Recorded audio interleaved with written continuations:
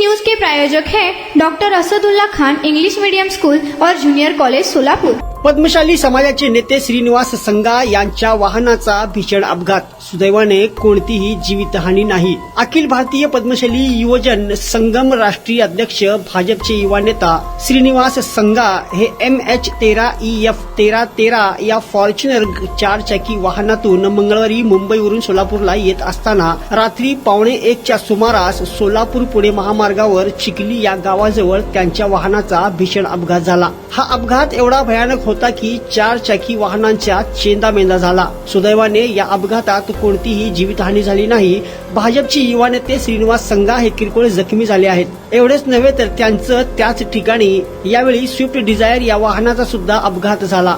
सुदैवाने त्या अपघातामध्ये सुद्धा कोणतीही जीवितहानी झाली नाही। गेल्या अनेक दिवसापासून सोलापूर पुणे महामार्गावर रस्त्याचे काम चालू असून या ठिकाणी सुरक्षेसाठी आवश्यक ती उपाय योजना रस्ते कामाचे बोर्ड लावणे आवश्यक असताना सुद्धा लावले नसल्यामुळे गेल्या 8 ते 10 दिवसापासून या ठिकाणी अपघात झाले आहेत।